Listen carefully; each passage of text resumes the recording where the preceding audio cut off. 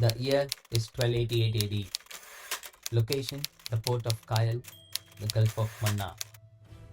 Look at the ocean. To most of us, it is just water, endless, silent, and deep. But to the ancient world, this water was a highway paved with silver. If you stood at the very bottom of the Indian peninsula in the year 1288, where three great seas collide, you would have met the Venetian traveler Marco Polo. He stood on those limestone piers, watched the trade ships roll in, and wrote in his journal that he had just stepped into the richest kingdom on earth. They were the Pandyas. Their emblem was not a lion, nor a roaring dragon, but two fish swimming together. A subtle reminder that the true power doesn't roar, it flows.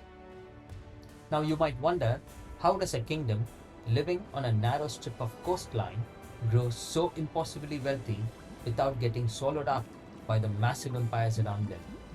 Well, the answer wasn't found in a gold mine. It was hidden deep underwater.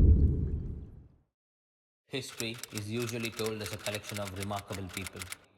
I prefer to ask a quieter question. What sort of world made them possible? While other kings searched the earth for gold, Pandyan divers were doing something far more dangerous. They plunged into the dark Russian blue waters of the Gulf of Mannar, holding heavy stones to sink straight to the ocean floor.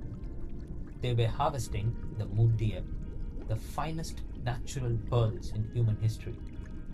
These divers were master environmentalists long before the term existed. They mapped the shallow reefs and harvested with seasons, ensuring they never depleted the oceanic beds. From Rome to China, emperors traded literal fortunes for a single strand of Pandyan pearls. Augustus Caesar himself welcomed Pandyan ambassadors into his imperial court just to secure a trade deal. They were quite literally the venture capitalists of the antiquity. Speaking of vast wealth and global fame, what good is a treasury full of pearls if a passing army can just march in and take it? How do you protect a kingdom when you are surrounded by the jealous rivals? You might think they built giant stone walls or forged millions of iron swords, but the Pandyas had a much cleverer trick up their sleeve. Instead of relying solely on the steel, the early Pandyan monarchs engaged in a far more sophisticated game. They decided to conquer the human mind. They chose the peaceful river city of Madurai as their heart and established the Sangam, a prestigious academy of 473 master poets. They tasked these scholars with codifying the Tamil language, creating literary masterpieces like Tirukkural and Aimberungappiyangad. It was a brilliant piece of civilizational software. They realized that the land can be seized, but a deeply rooted identity is completely unassimilable. Time and again, when northern empires physically occupied Pandyan cities, something fascinating happened.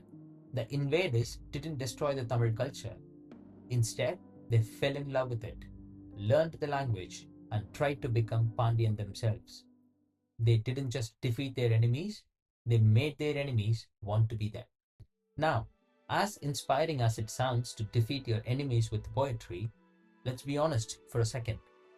Can a king really run an entire empire just by sitting around listening to the scholars recite verses? Behind the poetry lay a cold, hard legal machine. So, how did they actually keep the peace on the streets when thousands of foreign merchants flooded their ports every single day? The answer lies in the social construct. The secret to their daily stability was an airtight legal system. The Pandyas decentralized governance through village councils called sabhas. They enforced strict commercial laws, protected foreign merchant guilds like the Anjuvanam, and guaranteed property rights. If a Roman trader lost his cargo in a Pandyan port, the royal courts made sure he was compensated for it. And they didn't just manage the law, they managed the nature itself. Pandyan engineers built a brilliant network of canals and rainwater harvesting tanks called aeries. They turned arid dust into a lushy paddy fields, feeding millions without relying on the outside imports. Which brings up an interesting paradox. If you have infinite food, flawless laws, and an ocean full of pearls, what on earth could Pandyan king possibly worry about? Well, as it turns out, even the smartest rulers have a weakness. And for the Pandyan kings, the weakness had four legs and a mane. They became utterly obsessed with the prestige of the desert war horses. Every single year, they spent fortunes importing thousands of hot-blooded Arabian stallions across the ocean.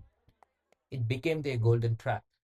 These magnificent horses, built for the dry desert sands, could not handle the humid, tropical heat of the southern India. Most of them died within the months of landing on the coast. Yet, driven by royal vanity, the kings kept buying them year after year. A stark historical reminder that even the wealthiest monopoly can be systematically blood dry by an obsession with status.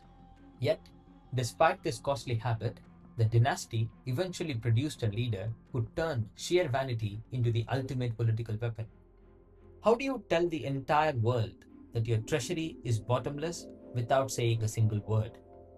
Enter the King Jatavarma Sundara Pandyan. In 1251 AD, after crushing his rivals in a battle, he executed a masterclass in a psychological warfare. He gathered the mountain of spoils from his victories, weighed his own physical body against literal heaps of golds and diamonds, and used that fortune to plate the entire inner sanctuary of the great Srirangam temple in a solid gold leaf. It was a silent message to every rival king. We, the Pandyas, and our wealth is infinite, our power is divine, and resisting us is mathematically futile. Architecturally, his dynasty pioneered the colossal gopurams, the towering sculpture-covered temple gateways that define the South Indian architecture today. They built them so tall that sailors out at the sea used the temple towers of Madurai as a navigational landmarks. Which brings us to the ultimate mystery of our story. If they had golden temples, invincible culture, global trade, and endless pearls, how did an empire that lasted 1500 years finally come to an end? Well, the downfall of the Pandyas didn't come from a foreign navy or a lack of gold. It came from one thing no wall can protect against: family drama. In 1311 AD, the two royal brothers fought a bitter battle over who would inherit the crown. Their internal rivalry fractured the army. Naturally, seeing the crack in the door, northern generals marched south, taking the gold, horses, and the treasury of Madurai. The grand empire split into smaller pieces, and the central crown faded into the shadow.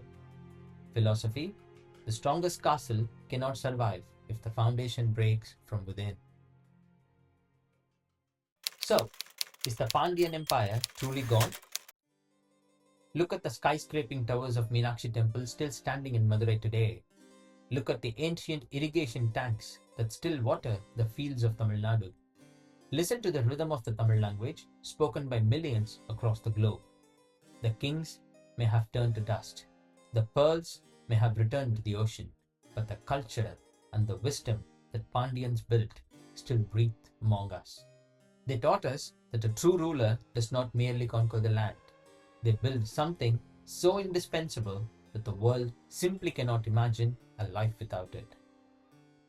The gallery doors are closing for this evening, but the map of the human ambition remains infinite.